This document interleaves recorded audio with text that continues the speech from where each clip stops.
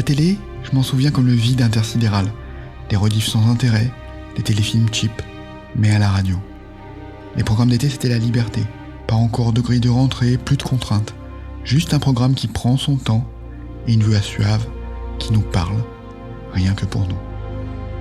Avec mes moyens colossaux, ma voix et mon micro, j'ai voulu vous offrir un programme d'été, rien que pour vous. Un programme avec ce que je sais faire, des lectures.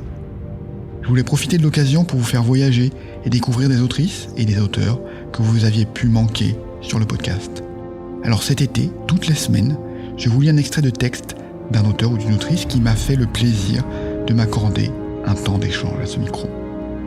Je commence aujourd'hui par Floriane Soulas avec Les Oubliés de Lama. C'est parti. Les Oubliés de Lama, chapitre 1. Kat laissa le cargo s'éloigner dans son dos sans un regard.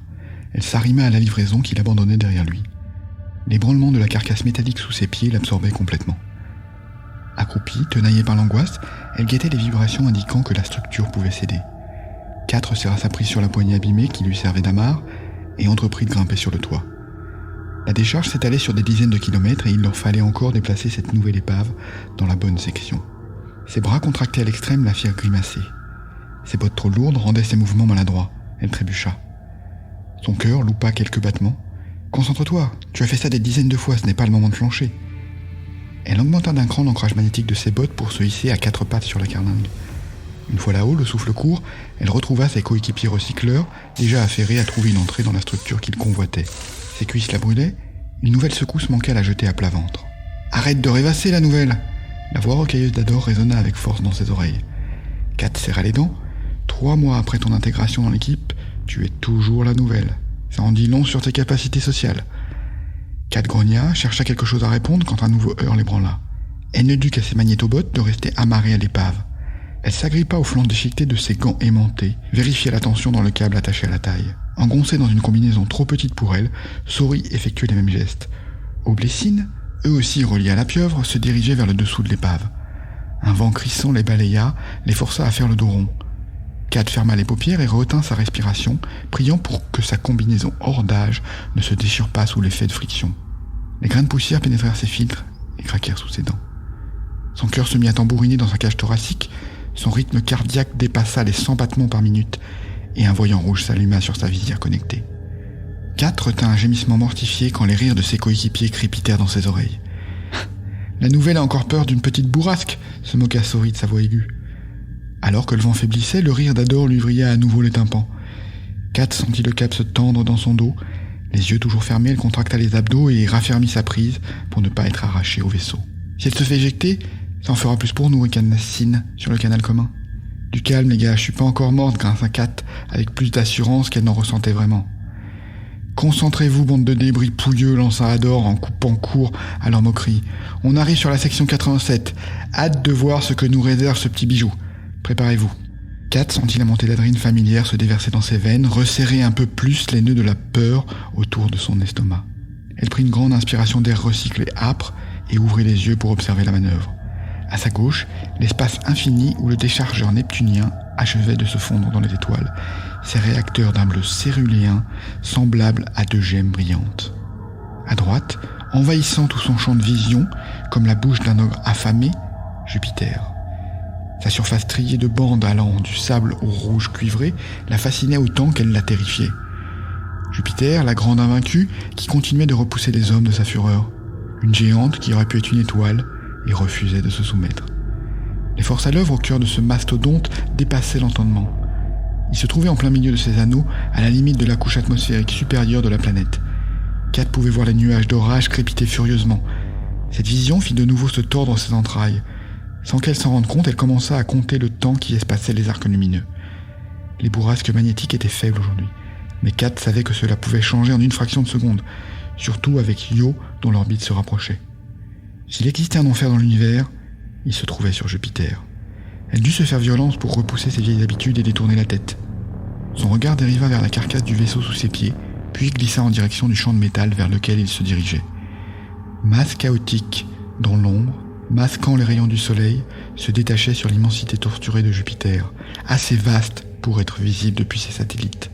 Lama.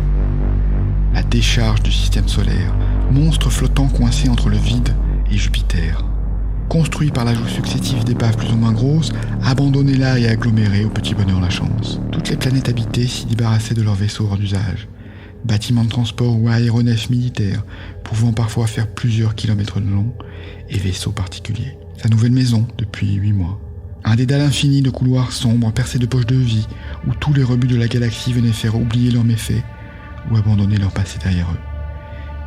C'était une construction désordonnée aux règles primaires, où s'entassaient des milliers d'existences ratées dans le labyrinthe froid des carcasses agglomérées. Si Jupiter était l'enfer du système solaire, l'Ama en était certainement l'antichambre. Sous ses bottes, le monde trembla. Un goût rance de sueur passa sur sa langue. Le système de recyclage des fluides de sa combinaison faisait encore des siennes. Même pas une 5e gêne. Avant de venir ici, elle ignorait qu'on trouvait encore ce genre de reliques ailleurs que dans les musées. Kat fit la grimace et prit de petites inspirations pour diminuer les désagréables relents. Elle leva les yeux pour observer le ventre de la pieuvre, le vaisseau recycleur auquel était rattaché son filin, ainsi que ceux de ses 3 coéquipiers. Un mince tendeur de titane renforcé, la seule chose qui l'empêchait de dériver dans l'espace. Kat resserra sa prise sur la poignée de l'épave, sa combinaison gémit aux jointures. Le flanc de la carcasse glissa le long d'un antique destroyer terrien, lui-même posé sur son flanc gauche contre un cargo de transport antédéluvien. Ils quittèrent enfin le vide intersidéral pour rejoindre l'Ama. Hador stabilisa la pieuvre en activant ses rétrofusées secondaires et encastra définitivement le vaisseau de plaisance laissé à leurs soins contre l'énorme transporteur qui leur servait de pont d'atterrissage. Toute la carlingue se mit à trembler sous Kat, qui craignit à nouveau que ses bottes ne se décollent. La vibration se répercuta dans toute sa combinaison avec un sifflement désagréable. Elle relâcha un soupir tendu lorsque le petit vaisseau se figea finalement. « J'ai besoin de quelqu'un à l'intérieur pour sécuriser l'arrimage », broya Hador sur la fréquence commune. « J'y vais », les devança Sori. Première arrivée, première servie. Sori désactiva ses bottes et effectua un saut à droit vers une trappe à la surface du petit vaisseau de plaisance qui atteignit sa destination finale, l'extrême bord de la section 87 de l'Ama. Kat la regarda bondir avec une pointe d'envie, elle était toujours incapable d'en faire autant. Le vide et la perspective d'errer dans l'espace jusqu'à ce que mort s'ensuive lui nouait l'estomac, sans parler de chuter vers la planète, comme si cette dernière l'avait entendu. Une nouvelle rafale de poussière expulsée par les vents magnétiques de Jupiter lui gifla le casque.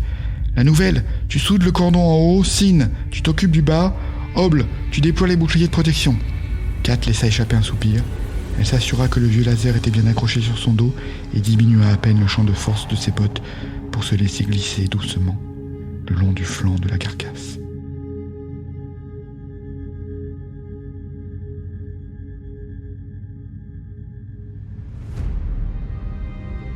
Voilà, j'espère que cette lecture vous a donné envie de lire Les Oubliés de l'Ama. Je vous invite à aller écouter le podcast avec Florian Soulas si vous souhaitez en savoir plus sur son parcours et ses textes. Il s'agit de l'épisode 5 de la saison 3. Si vous aimez ce podcast et voulez contribuer à son développement, laissez-moi une note et un commentaire avec votre avis sur l'émission. N'hésitez pas à suggérer des invités ou des thèmes que vous aimeriez que j'aborde.